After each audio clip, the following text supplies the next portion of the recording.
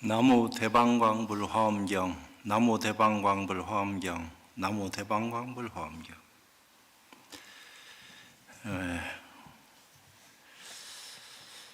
오후 시간은 야마천궁 개참품을 함께 공부하도록 하겠습니다. 그때 무해일인보살이 부처님의 의시력을 받들어 시방을 두루 관찰하고 개송으로 말하였습니다. 열애의 크고 넓으신 몸, 끝없는 법계에 가득하건만 이 자리에서 떠나지 않고 모든 곳에 두루 하도다. 이 자리를 떠나지 않고 모든 곳에 두루 하다. 이것은 시간과 공간으로 남거나 모자람이 없이 꽉 찼다하는 그 표현 같습니다. 만일 이와 같은 법을 듣고 공경하여 믿고 좋아하는 이는 사막도의 일체 고통을 영원히 떠나리라. 설사 한량없고 셀 수도 없는 모든 세계에 두루 다니더라도 오로지 열애의 자제하신 힘만을 듣고 또 들으려 하라. 이와 같은 모든 부처님 법은 참으로 가장 높은 보리니 설사 잠깐만 듣고자 하여도 능히 얻어 들을 리 없느니라. 만약 어떤 이가 지난 세상에 이와 같은 부처님 법을 믿었다면 이미 양적존을 이루어 세간의 등불이 되었느니라. 그러니까 화엄경 한 번만 설하는 것을 듣는다 하더라도 그 공덕이 깨닫고 못 깨닫고 관계없이 한량없다, 이런 말을 하는 것 같아요. 만일 어떤 이가 오는 세상에 열애의 자제한 힘을 듣고 나서 능히 신심을 내었다면 그도 또한 마땅히 부처를 이루리라. 만일 지금 세상에서도 능히 이 부처님 법을 믿으면 또한 마땅히 정각을 이루고 법을 설하기에 두려움이 없으리라. 한량없고 수없는 것 동안에 이 법은 만나기 매우 어려운 것이니 만일 들으니 있다면 마땅히 본래의 원력인 줄 알지니라. 선업을 쌓아서 전생 인연이 있기 때문에 그 했던 원인이 지금 결과로 모습을 나툰다, 이 얘기겠죠. 만약 이와 같은 부처님의 법을 능히 받아지니고 받아지닌 뒤에 널리서라면 이 사람은 마땅히 부처를 이루리라. 자기 혼자만 간직하고 있으면 안 된다는 얘기입니다.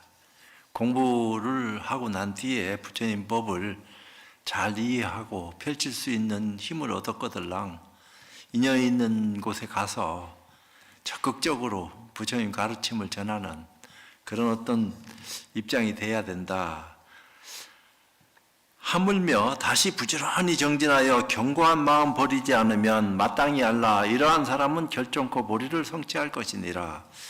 그러니까 제가 공부를 많이 했다 이런 것보다도 하다 보니까 게으름이 무서워요. 이제 공부를 하다 보면 자기도 모르게 방일하게 되고 나태심이 생기고 자꾸 딴 생각을 하게 되고 그냥 몸에 배어서 하고 싶지 않아도 꾸준히 할 수 있는 그런 어떤 장판대가 못 돼야 되는데 거기까지가 쉽질 않아. 그러니까 중물이 좀 들어야지 된다 하는 말이 실감이 난다고요. 여기 지금 삼위 스님네들이 와서 이제 앉아 계시는데 실제로 그래. 오랜 동안 싫어도 좋아도 자꾸 기회만 나면은 법문 듣고 정진하고 자기도 모르는 사이에 바뀌어요. 내가 그런 표본이야. 처음에는 뭐가 뭔지 몰랐어. 해본 적이 있어야지. 남이 하는 것을 보긴 봤지만 본다고 흉내를 그대로 낸다고 다 내지나. 자기 틀이 있는데. 근데 자기 틀이 생길 때까지는 한참 동안 공을 들여야지 그 입장 정리가 되는 것 같은 느낌이 들어요. 그때에 참계림보살이 부처님의 의실력을 받들어 시방을 두루 관찰하고 개송으로 말하였습니다. 만일 어떤 사람이 이 휴하고 자제한 법을 듣고 능히 기쁜 마음을 내면 의욕의 그물을 빨리 제거할 것이니라. 이제 법을 처음 만났을 적에 아무것도 모르는 입장에서도 전생의 숙세의 연골이 있으면은 듣는 순간에 뭐 같은 변화가 있어요. 아, 이게 무슨 말일까 하는 그런 의아심도 있지만 그거보다도 확 들어오는 게 있어요. 그게 아마 숙세의 인연이 있어서 그렇게 되어지는 것이 아닌가. 이제 우리는 육조단경 보면서 그런 느낌을 많이 받았는데 한 번도 그것을 보고 배우고 공부한 적이 없지. 절집안에 들어와서 육조단경이 있는 것을 처음 봤으니까 그것도 행자실에서 그걸 행자실에 떠돌아다니는 육조단경을 책이 있으니까 뭐 손에 집히는 대로 볼 수밖에 없잖아요. 그냥 처음서부터 보는 것도 아니고 중간 딱 떠들펴가지고 봤는데, 그게 뭐 한 번도 보고 듣고 배우고 이해한 적도 없는 그 말 글귀가 확 와서 닿는 거 보니까 숙세의 인연은 없잖아 있었는갑다 이 생각이 많이 들더라고. 일체를 알고 보는 사람 스스로 이렇게 말하되 열에는 모르는 것이 없나니 그러므로 불가사의 하느니라 라고. 부처님이 모르는 것이 있을 수 있겠습니까? 몽땅 알아도 다 아는 거지. 피할 수가 없어요. 인과를. 조그마한 것도 부처님도 못 피했는데, 부처님 전생에 어머니를 제도하기 위해서 도리천인가 올라갔다 내려오는 즈음에 어떤 비구니 스님인가 허공에 몸을 놔둬서 신통이 있으니까 내가 서가모니 부처님 제일 먼저 칭견하겠다고 허공에 올라갔다는 거야. 그런데 웬 창으로 부처님 엉덩이를 쑤신다 이 말이야. 뭔가가. 그 깜짝 놀란 거야. 열애한테 저런 일련의 일을 가한다 하는 게 가당치는 않냐. 그래서 이제 여쭤본 거야. 이게 무슨 일입니까? 근데 부처님도 과보는 피할 수 없다. 내가 전생에 바느질을 했는데 바느기에 이가 끼가지고 죽었다 이 말이야. 자기도 모르게 내가 죽이려고 한 것도 아니요. 알게 모르게 한 일인데도 그 과보가 따른다. 아마 그때 그 일이 지금 결과로는 모습을 나타내게 되는 것 같다. 그러니까 어느 누구도 인간은 피할 수 없다 이 말입니다. 설사 부처님이라 할지라도. 지혜 없는 데에서는 지혜가 날 수 없으니 세간은 항상 어두운 곳이라 지혜를 낼 수 없느니라. 그러니까 출세간 인연을 만나지 않으면 안 된다. 세간은 지혜를 내고 싶다 하더라도 업이 두터워가지고 끄달릴 수밖에 없다. 그러니까 출세간법을 익혀라. 어떻게 해야지 출세간법을 우리 가까이 할 수 있겠습니까? 그런 원력을 세워라 이 말이에요. 그러니까 과거 전생에 그랬다는 거예요. 선지식을 만나야지 공부를 할 수 있는데 선지식이 누군지 알 수 있어야지. 그러니까 전국 제방에 소문난 선지식 이름을 종이에다가 다 써가지고 사발에다가 엎어놓고 딱 둘러서 엎어놓고 기도를 한다는 거야. 선지식 점지해 주시기를. 그 남들이 볼 적에 좀 이상한 거 아니야. 뭐 저렇게까지 하나. 그렇지만 지극정성으로 발언한다는 거야. 꼭 선지식을 점지해 주셔서 눈뜨게 해 주십시오. 그래서 해양하는 날 거기서 딱 뽑아가지고 안보시 스님 하고 나오면은 그분이 선지식이야. 그러니까 그런 경우도 있었다는 거야. 그만큼 이제 믿음이 절실하긴 한데 척 보자마자 저분이다. 나는 지나가는 스님을 척 보자마자 저분이 공부하신 분 같다. 이렇게 느껴졌으니까 그것도 이상한 일이지. 근데 남들은 또 그분을 보고 째째하다고. 난 째째한 스님이 더 눈 크게 보이는데 어떡할 거야. 남들은 째째하다 하든 말든. 근데 결국은 거기서 큰 도움을 받았으니까 그것도 나쁜 것 같지는 않다. 이런 생각이 들어서 어떤 분이 선지식일란지 참 쉽질 않네. 육조 스님은 다 각자가 선지식이다. 선지식을 안고 이고 다니는 거죠. 그렇지만 스스로 모르고 살고 있는데 그걸 일깨워 줄 수 있는 대선지식.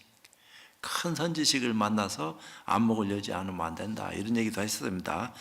물질과 물질 아닌 것 이 둘이 하나 될 수 없나니 지혜와 무지도 그러하여 그 자체 각각 다르도다. 모양 있는 것 모양 없는 것 생사와 열반도 차별하여 각각 다르니 지혜와 무지도 그러하니라. 또 선에서는 생사열반이 번뇌망상과 둘이 아니다. 이런 얘기도 하긴 했어요. 그러나 생사는 생사고 열반은 열반인데 생사 열반이 어떻게 둘이 될 수 있겠느냐.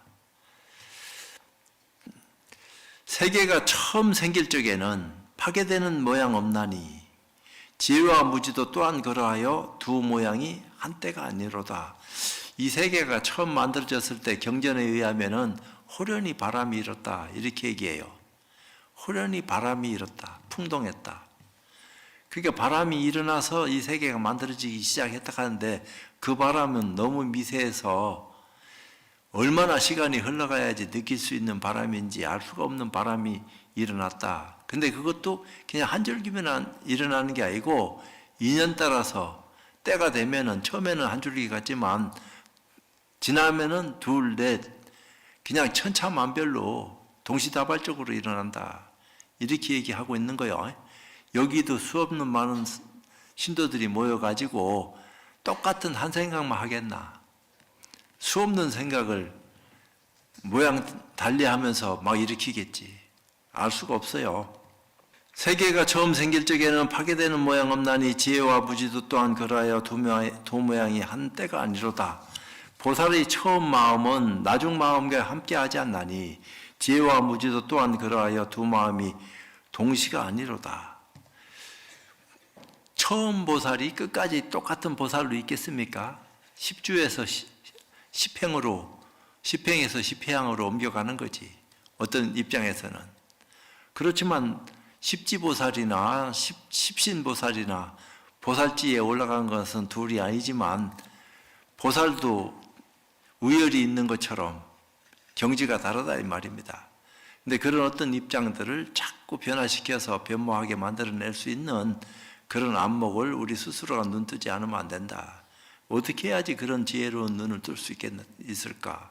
이게 이제 관건인 거죠. 비유하자면 모든 식과 몸이 아르마리 식과 몸이 각각 화합하지 않는 것과 같이 지혜와 무지도 그러하여 구경에는 화합이 없느니라. 마치 아가타약이 일체 독을 소멸함과 같이 지혜도 또한 그와 같아서 무지를 능히 소멸하느니라. 지혜라 하는 힘을 빌려서 무지한 것을 타파한다. 이렇게 얘기했는데 근데 나중에는 그 지혜가 또 병이 생겨가지고 지혜 없애는 공부가 더 필요해요. 번뇌망상을 없애기 위해서 지혜라 하는 약을 빌려왔는데 번뇌망상이 다 없어지고 난 뒤에는 약이 남아가지고 그 약마저도 없애는 그런 인연까지도 나아갈 수 있어야 된다. 이런 말을 해요. 근데 약 없애는 게 더 어렵다는 거야. 병 없애는 것보다. 열애에게는 보다 높은 이가 없고 또한 같을 이도 없으며 일체 것과 비교할 수 없나니 그래서 만나기 어려우니라. 불법 만나기 힘들다 이런 얘기를 한 거 아니에요. 다행히 우리는 불교를 믿고 불법에 나아갈 수 있는 길 안내를 받을 수 있는 인연이 눈앞에 다가왔으니까 힘써서 공부해서 번뇌를 깨트리지 않으면 안 된다. 그때 정딘님 보살이 부처님의 의실력을 받들어 시방을 두루 관찰하고 개성으로 말하였습니다. 이런 보살들이 자꾸 나와서 얘기하는 것이 자기 공부한 것을 부처님 전에 드러내면서 점검받는 것 같은 기분이 들어요. 보살들이 부처님 앞에 부처님 찬탄을 하면서 당신의 경지를 자꾸 펼쳐내는 것을 보면은 부처님 말씀 따라 이런 공부를 이와 같이 했습니다. 오늘 부처님 전에 내가 가지고 있는 공부를 선보입니다 하는 식으로 어찌 보면은 점검받는 거지. 부처님 앞에서 자기를 드러내고 모든 법은 차별이 없고 능히 알 사람도 없으나 오직 부처님과 부처님만 아시나니 지혜가 끝까지 이른 까닭이니라. 보살이 이런 생각을 해서 부처님을 높이 받들고 내가 부처님 법을 받들어서 공부를 한 까닭으로 십행을 할 수 있는 그런 보살지에 올랐다. 부처님이 지금 증명하고 계신다. 이런 어떤 내용들이 여기 걸림없이 다 나오고 있어요.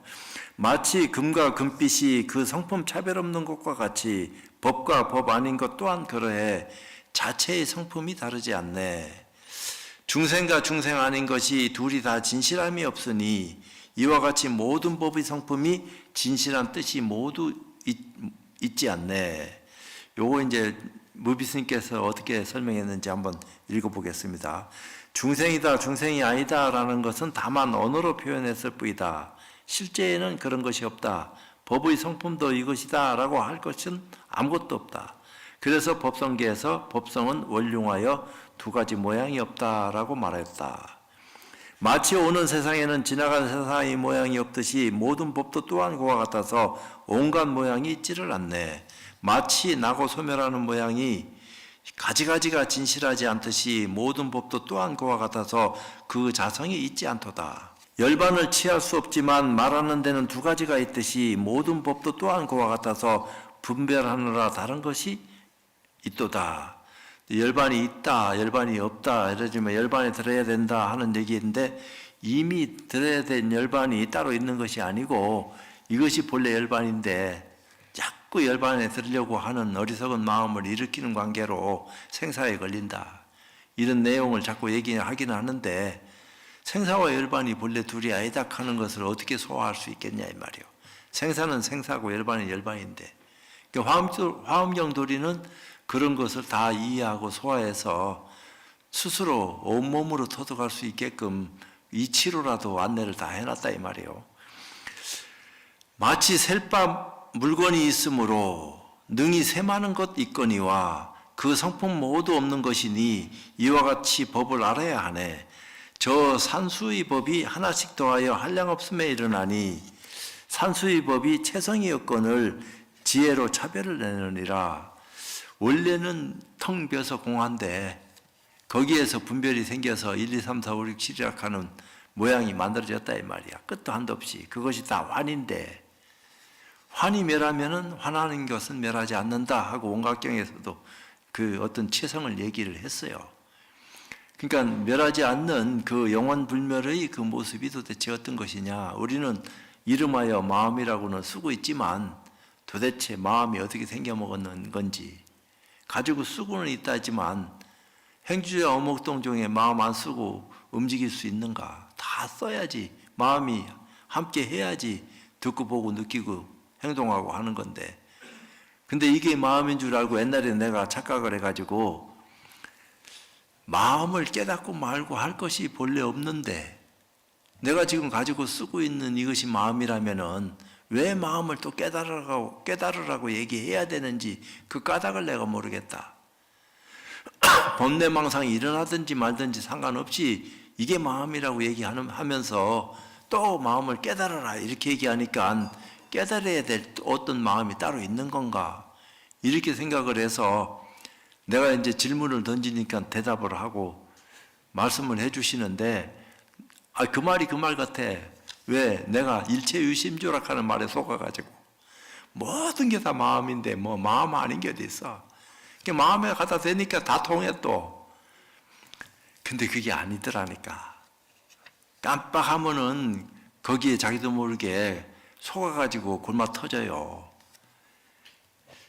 그래서 불교는 대자대비하지만 불법은 무자비하다 이 얘기해요.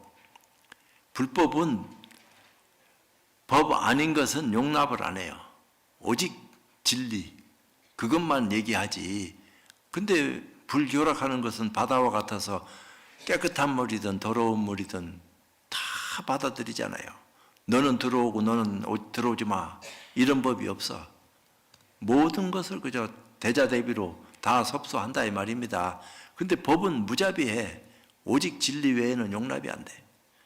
그것을 깨닫지 않으면 안 된다.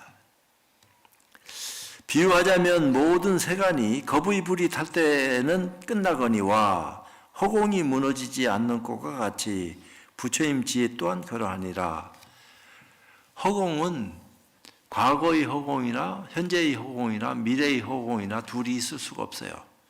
근데 허공에 모양이 생겨가지고 구름이 일고 습도가 높아지고 색깔이 펼쳐지는 것 같은 착각을 일으키게 하고 막 그러니까 허공이 또 다른 허공이 있는가 하지만 허공은 과거의 허공이나 현재의 허공이나 미래의 허공이나 허공일 뿐이야. 그건 시공을 초월해서 있는 것과 같다 이 말이에요. 근데 마음은 모양은 허공과 똑같은데 허공은 차고 더운 것을 분별할 수 있는 능력이 없는데 마음은 차면 찬 줄 알고 뜨거우면 뜨거운 줄 알 수 있는 그런 능력을 가지고 있다. 그게 영지심이다 이렇게 얘기하는 건데 공적한 가운데 영지한 마음을 함께 지니고 있는 게 마음이다 이렇게 분별해서 얘기는 했어요. 근데 그 마음을 그렇게 이치로 가르치고 배우고 이해하는 것까지는 되는데 실제로 체득해서 이것을 마음이라 하는구나 하는 데까지는 길이 멀다 이 말입니다. 그 눈앞에 있지만 코앞에 있는 것도 멀다 하면은 천리 만리 멀어지는 거고, 천리 만리 멀리 있는 것도 한색경을 돌이키는 순간에 찰나지간에 변화하는 건데 그 말할 거 없지요. 마치 시방의 중생들이 제각기 허공의 모양을 말하듯이 모든 부처님도 또한 그와 같아서 세상에서 허망하게 분별하도다. 그때 영림보살이 부처님의 의실력을 받들어 시방을 두루 관찰하고 개송으로 말하였습니다. 일체 중생 세계는 다 삼계 가운데 있고, 삼세 가운데 있고, 삼세는 과거, 현재, 미래를 얘기하는 거죠. 삼세의 모든 중생들은 모두 오온 중에 있도다. 원래는 삼세도 없는 거죠. 과거, 현재, 미래라 하는 것은 중생심이 생겨남으로써 변화해서 만들어진 거고, 실제는 허공같이 허공이 무슨 과거 허공 따로 있고 현재 허공 따로 있고 미래 허공 따로 있겠나. 그런 도리는 아니지. 그러니까 덕산 스님이 떡파는 노파한테 크게 당한 거 아니요. 내가 금강경을 엄청나게 공부해갖고 남방에 선 공부한다 하는 마구니들이 뭐 어쩌고 저쩌고 한다는데 내가 한 방에 일방타살하겠다 하고 자신만만하게 청룡소초를 짊어지고 찾아갔는데 떡판 노파가 그 뭐요? 금강경이요. 그럼 내가 금강경 도리를 한마디 물어보겠습니다. 뭐요? 물어보셔. 과거심도 불가득, 현대심도 불가득, 미래심도 불가득, 얻을 수 없다 했는데 스님은 어디에 점심하시겠습니까? 꽉 맥혀서 떡도 못 얻어먹고 쫓겨났다는 거 아니야. 그래가지고 그래도 잘자리는 마련해야 되니까 요 가까운데 어디 기거할 만한 절이 있느냐 해갖고 용담 승신선사가 있는 절에 찾아갔다가 거기서 밤중까지 얘기하다가 다음날 날이 밝으면 다시 얘기하자. 그렇게 하고서 나갔다가 신발이 안 보여. 깜깜하니까 밤중에. 신이 안 보여서 불이 좀 필요합니다. 그 불을 이렇게 펼쳐지고 신발이 있는데 막 신으려고 하는데 불을 확 꺼버렸다 이 말이야. 그 순간에 일체유심조 도리를 알았는지 크게 깨닫고 천하 노화상의 혁꽃을 내가 지금부터는 허물을 얘기하지 않겠다. 여태까지는 뭐 어쩌고 저쩌고 이놈 마구니들이 헛된 소리를 하고 있다 이렇게 생각하고 자신만만하게 남쪽으로 내려왔는데 떡파는 노파한테 걸려서 깨졌으니까 그 말할 건 뭐 있겠어. 그래도 그 큰 스님 밑에서 운문종도 나오고 법안종도 나오고 그렇게 큰 종파 5종가풍 중에서 2가풍이 나온 거 아니요. 그건 그렇고 모든 오는 업이 근본이요. 오온이 업이 근본이 됐다 이 말입니다. 색수상 행식하는 그것이 모든 업은 마음이 근본이니 업은 또 마음이 근본이니 마음이란 법은 요술과 같으니 세간도 또한 그러하니라. 마음은 요술쟁이와 같다. 도대체 뭐가 뭔지 잡았다 하면은 어디 갔는지 알 수가 없는 것처럼 허공을 가둬놓을 수 있습니까?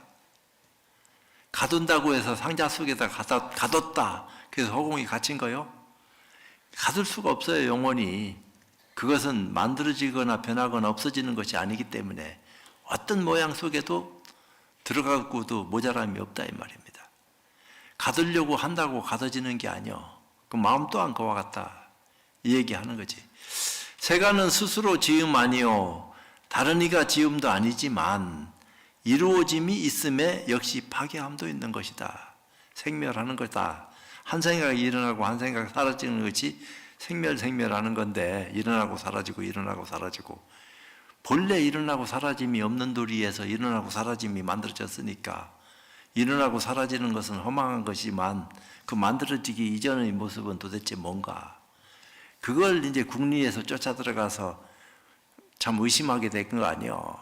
그러다 보니까 근원에 사무쳐서도 제대로 잘못하면은 된통 당하는 거고 깨달음하고 점점 멀어질 수도 있으니까 정신을 집중을 해가지고 가만히 고요할 때도 집중해야 되고 움직일 때도 집중해야 되고 28시간, 48시간, 72시간. 하여튼 근본 문제가 해결될까지는 집중 또 집중해가지고 탁 터져나가는 그런 순간을 맞이해야 된다.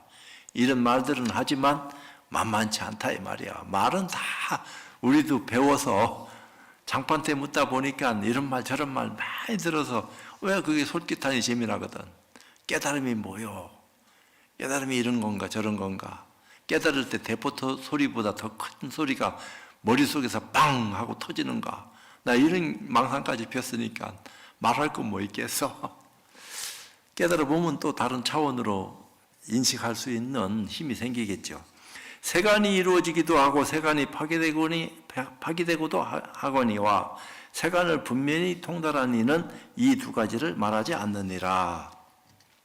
어떤 것을 세간이라 하고 어떤 것을 세간 아니라고 하는가. 세간과 세간 아닌 것이 이름만이 다를 뿐이로다. 세간과 출세간이 본래 둘이 아니다. 근본 당처에서 비롯된 모습이 이리저리 모양을 달리했을 뿐이지 알고 보니까 둘이 아닌 그 도리를 알지 않으면 안 된다. 하나가 아닙니다. 하나라고 표현하면 만들어진 결과물이기 때문에 결국은 변하고 사라져. 그래서 그것을 언어로 둘이 아니다. 이것도 아니고 저것도 아니다. 어떻게 말할 수 없는 그것이다. 삼세와 오원법을 말하여 세간이라 하고 이것을 멸한 것을 세간 아니라 하니 이와 같이 이름만 빌렸을 뿐이로다. 무엇을 여러 가지 온이라 하며 모든 온은 무슨 성품이 있는가? 온의 본성품 멸할 수 없으며 그래서 남이 없다고 하느니라. 온의 본성품을 쫓아 들어가 살펴보니까 참 뭐라고 얘기할 수 있는 근거가 없다 이 말이야. 뭔가가 있으니까 만들어졌어요. 없는 건 아니에요. 만들어진 결과물이 있으니까 뭔가가 있다 이 말이에요.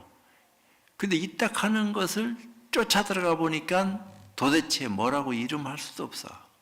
아무리 쫓아 들어가도 찾을 수가 없다 이 말입니다. 그것을 한번 내가 만나보려고 아무리 길을 쓰고 찾아봐도 없어. 그렇다고 없다고 말할 수가 없어. 이런 것들이 만들어졌으니까. 그렇다고 있다고 얘기하면 딱 잡아내야 되는데 잡아낼 수가 없으니까 있다고 얘기할 수도 없어요. 그러니까 있는 것도 아니고 없는 것도 아니다. 무슨 개똥철학 얘기하는 것처럼 이것도 아니고 저것도 아니고 이런 얘기를 자꾸 하는데 그게 다 까닭이 있어서 그런 얘기도 그렇게 만들어서 얘기하고 있다 이 말입니다. 설명을 해야 되니까. 그러니까 사구백비를 여의고 한마디 일러보시오. 이런 소리를 한 거다 이 말이야. 있다 없다 하는 그 개념에 속지 말고 그런 변화를 다 초월해가지고 뭔가 깨달은 바가 있으면은 일러라 이런 얘기를 하는 거요. 그러니까 쉽지 않은 거다 이 말이에요. 이 온을 분별하여 보면 그 성품 본래부터 공족하여 공족함으로 멸할 수 없어 이것이 남이 없다는 이치이니라. 본래 태어난 바가 없는 거예요. 만들어진 게 아니니까. 근본 마음 당차가 온이라 하는 것은 허망한 거고 만들어진 것 같지만 사라지는 것이니까 거짓된 거다. 영원한 거 아니다 이 말이에요. 영원한 거와 영원하지 않은 것을 구별해야 된다. 어떤 게 영원한 거냐? 영원하지 않은 것은 그렇다 치더라도 영원한 것은 도대체 뭐냐?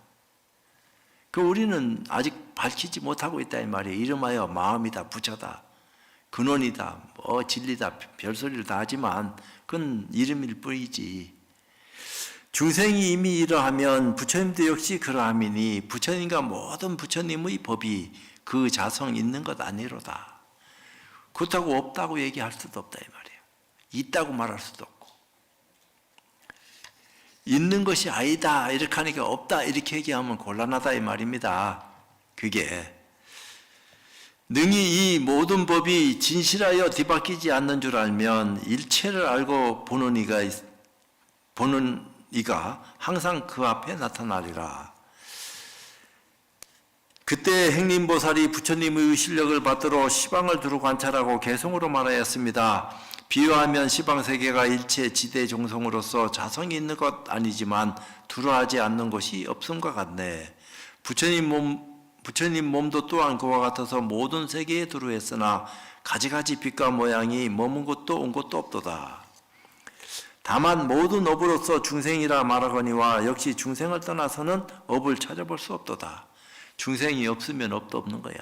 그 중생의 업은 뭐야? 탐진치 삼독이다 이 말이요. 탐진치 삼독이 없으면 세상이 만들어지질 않아. 탐진치 삼독이 삶의 원동력이야. 근데 그 원동력이라 할지라도 그것 때문에 유전한다 이 말이요. 어찌됐든지 간에 인연 따라서 오고 갈 뿐이다 이 말입니다. 그러니까 한 생각 돌이켜서 그런데 끄달려가지 않을 수 있는 그런 바탕을 우리가 눈떠야 되는데 요게 쉽지 않다 이래 된 거요. 바탕을 가지고 쓰고 있지만 알고 모르고의 차이가 있다. 모르면은 모르는 대로 그냥 살아가야 되냐 그런 게 아니다. 어떻게 해야지 이 도리를 알 수 있을까에 대해서 착안해야 된다. 내가 착안하려고 한다고 착안되겠나? 그러니까 부처님 가르침을 찾고 그 가르침을 정통으로 잘 이해하고 소화한 눈밝은 선지식 만나가지고 나를 지적해달라고 내 눈을 좀 뜨게 해달라고 그렇게 매달려야 될 거 아니냐. 가만히 있는데 저절로 툭 와가지고 수기를 주면서 됐다 이렇게 하겠나. 이게 쉽지 않다 이 말입니다. 업의 성품 본래 공적하나 중생들이 의지한 바며 여러 가지 모양을 두루 짓지만 또한 다시 온 곳 역시 없어라. 이와 같이 모든 색상과 업의 힘 헤아릴 수 없어라. 그 근본을 분명히 알면 그 가운데는 볼 것도 없도다. 부처님 몸도 또한 이와 같아서 헤아릴 수 없거니와 가지가지 모든 색상으로 시방세계에 두루 나타나도다. 몸도 또한 부처가 아니고 부처도 또한 몸이 아니지만 다만 법으로 몸을 삼아 일체법을 통달하도다. 법이라 하는 것은 진리를 말하는 거예요. 또 부처님 몸을 보면 이익을 얻는다. 만일 부처님의 몸이 청정하여 법의 성품과 같음을 보면 이 사람은 불법에 있어서 일체의 의욕이 없으리라. 만일 일체법의 본성품이 열반과 같음을 보면 이는 곧 열애가 끝까지 머문 데 없음을 보리라. 만일 바른 생각을 닦아 분명하게 정각을 보면 모양도 없고 분별도 없어 이름을 법왕자라 하리라. 그때 강림보살이 부처님의 의실력을 받들어 시방세계를 두루 관찰하고 개성으로 말하였습니다.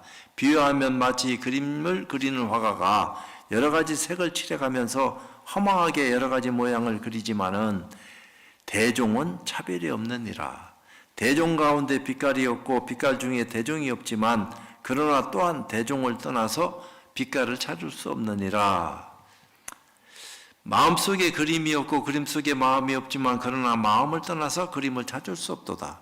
저 마음 항상 머물지 않고 한량없고 헤아릴 수도 없어 일체 빛깔을 나타내 보이지만 서로 각각 알지 못하도다. 비유하자면 마치 그림을 그리는 화가가 자기 마음을 알지 못하지만 마음으로 그림을 그리나니 모든 법의 성품도 그러하도다. 마음은 화가와 같아서 모든 세간을 그려내나니 온이 마음을 따라 생기어서 무슨 법이나 못 짓는 것 없도다. 마음과 같이 부처도 또한 그러하고 부처와 같이 중생도 그러하니 응당히 알라. 부처나 마음이나 그 성품 모두 다함이 없도다. 만약 어떤 사람이 마음의 작용이 모든 세간을 다 짓는 줄 안다면 이 사람은 부처를 보아 부처의 참성품을 알게 되리라. 마음이 몸에 머물지 않고 몸도 또한 마음에 머물지 않지만 모든 불사를 능히 지어 자제함이 미중유하니라. 불사락하는 것은 부처되는 게 불사입니다. 집 짓는 게 불사가 아니고 그것도 불사예요. 근데 집 짓는 것도 불사예요. 그래야지 집이 있어야지 이렇게 모여서 법문을 듣지. 집도 없는데 한 데서 이 추운데 법문 들으려고 하는 사람이 있겠나? 그러니까 조건이 갖추어져야 된다 이 말입니다. 안팎으로 조건이 만나면은 반사적으로 무슨 이익이 있어요. 조건이 형성이 안 되면은 이익이 생길 까닭이 없지. 전부 다 빗나가지. 만일 어떤 사람이 삼세의 일체 부처님을 알고자 하면 마땅히 법계의 본바탕이 일체가 오직 마음으로 된 줄을 관찰하라. 그때에 지림보살이 부처님의 의실력을 받들어 시방을 두루 관찰하고 개성으로 말하였습니다. 취할 것도 취할 수도 없고 볼 것도 볼 수 없으며 들을 것도 들을 수 없어서 한 마음이라 불가사의하도다.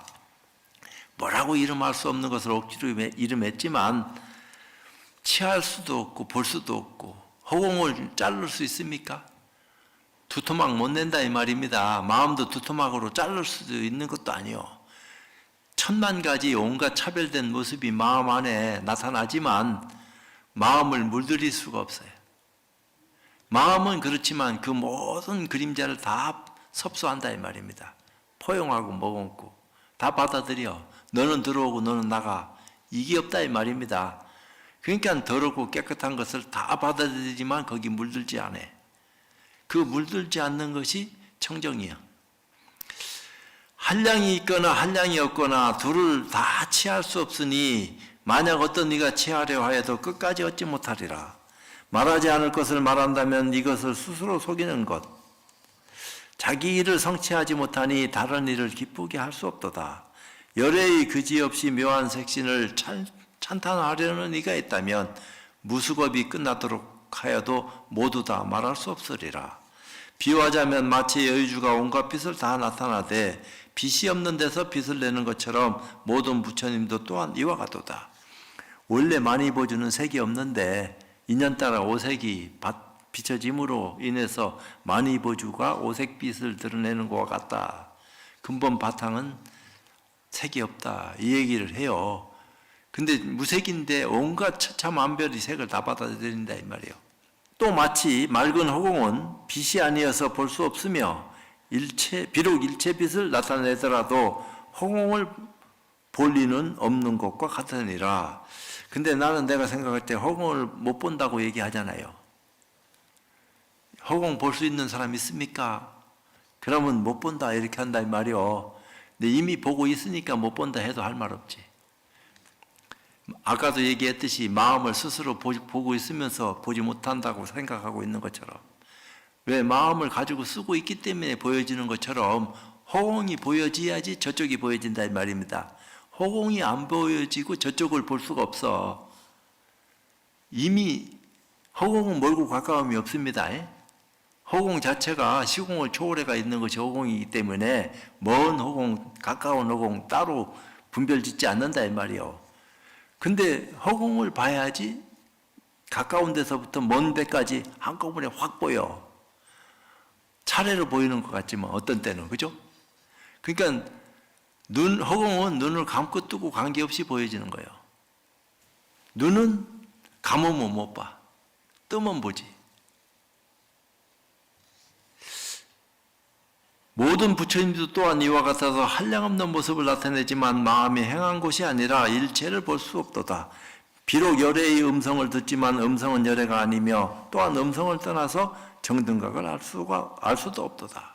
보리는 오고감이 없어 일체 분별을 떠난 것인데 어떻게 이 가운데서 능히 본다고 스스로 말하겠는가? 모든 부처님은 법이 있는 것 아닌데 부처님이 어찌 말씀이 있겠는가? 다만 자기의 마음을 따라서 이런 법을 설한다 하도다. 이게 야마천공 개차품 끝난 거야. 그게 이제 쉽지 않아요. 어찌 보면은 십행의 어떤 입장이 굉장히 어려운 듯 하면서도 쉽고 쉬운 듯 하면서도 어려운 건데 도대체 이게 고약하다는 말이에요. 미꾸라지처럼 미끄럽지도 않은데 잡았다 하면 빠져나가고 뭐가 뭔지 도대체 알 수가 없고, 그렇다고 이 도리를 알지 못하면은 뭐 탈피를 못하는데 어떡하겠어. 그래서 누구 말 맞다나 해탈 방편지가 열려야지 자기뿐만 아니라 남도 제도할 수 있는 그런 의실력으로 방편을 열어가지고 공부할 수 있는 눈을 뜨게끔 안내를 할 수 있는데, 이제 그렇지 않을 것 같으면은 이게 참 쉽지 않다 이 말이에요. 자기 눈만 뜨고서 남을 눈 뜨게 하지 못한다 하면은 그것도 문제 있는 거예요. 그걸 눈 떴다고 얘기해야 될란지 말아야 될란지 그걸 누가 증명하느냐? 본인이 본인 증명한다고 그게 누가 믿어요? 세상 사람이 다 증명하고 믿습니다 하는 그 말이 오히려 더 쉬울란지 알 수 없지. 그 옛날에 내가 한번 물었어. 눈 뜨고 깨달았다 하는 분, 두 분한테 도인이 도인을 숨길 수가 있습니까? 숨길 수 없습니까? 내가 요거 물어봤어. 너무 궁금해가지고. 한창 공부할 적에 공부한 도인이 또 다른 스님을 만나가지고 공부했다 안 했다 입을 딱 다물고 있는데 그거 알아볼 수 있습니까? 없습니까? 한 분은 알아본다 하고 한 분은 알아볼 수도 없다 하고 그럼 누구 말이 맞는 거야? 두 분이 다 다른 말을 했는데 똑같은 말을 했으면은 그런가 하고 나도 한쪽으로 쏠릴 수도 있는데 다행인지 불행인지 알 수 없지만 양쪽 대답이 다 틀려. 근데 한편으로는 설명을 한 분은 해줘. 도인이 도인을 숨길 수 있습니까? 없습니까? 하니까 숨길 수 있다. 이렇게 얘기하는 그 말이 오히려 더 실감이 가. 왜? 내가 눈을 못 떴으니까 다 못 본다 이 말입니다. 뜬 것만큼만 보지. 더 큰 눈을 가진 사람이 와가지고 스쳐 지나가듯이 지나갔다 하더라도 모르는 거 없이 부처님처럼 다 알면 좋겠는데 그런 어떤 입장이 못 된다 하면은 속아서 속는 게 아니고 내 안목이 부족하니까 상대방을 못 보고 넘어가는 거 아니야. 모르는 거 없이 다 알아야 될 파인데 모르는 거 없이 내가 속지도 않고 속이지도 않고 모르지도 않고 다 할 수 있는 그런 안목을 지니기 위해서는 내가 어떻게 해야 되느냐. 스스로를 속이지 말아야 된다. 위선이 없어야 된다. 자기 안에 있는 허망한 기운, 어리석은 모습, 위선인지 위선 아닌지 알듯 말듯한 것들 싹 내려놓을 수 있는 그런 공부를 하지 않고서는 알 수가 없다 이 말이야. 선악은 오히려 쉬워요. 뻔히 보이는 것이 이것이 선, 악 딱 구별되는데 위선은 가지고 있는 본인조차도 잘 몰라. 이게 위선인지 아닌지. 남들이 얘기해 주지도 않고 해준다 하더라도 자기 변명하기 바빠. 내가 뭐가 잘못했는데. 이럴 수도 있어요. 그게 뭔지 모르니까 그걸 잡아낼 수 있는 공부의 눈을 떠야 된다. 위선까지도 잡아내가지고 몽땅 허물을 벗겨낼 수 있는 그런 공부 인연에 나가서 눈 뜨지 않고서는 이 일이 쉽지 않다. 이런 거요. 그래서 참 말하는데 허물이 있다 하면은 전부 다 나한테로 돌리면 됩니다.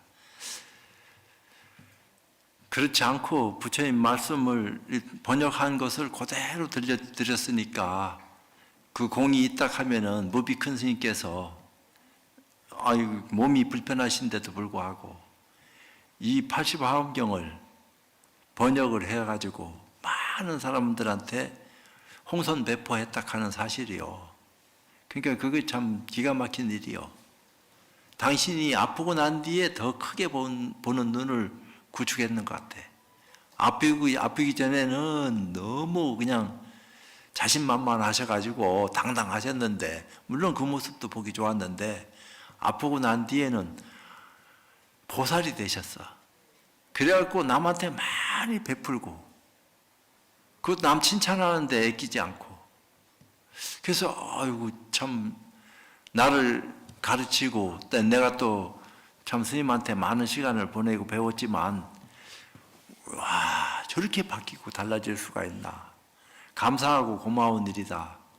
몸은 비록 불편하지만 좀 이 세상에 오래 계셔줬으면 좋겠다. 개인적으로는 감사한 마음을 이런 시간을 빌려서 표현하면서 본문 마치도록 하겠습니다.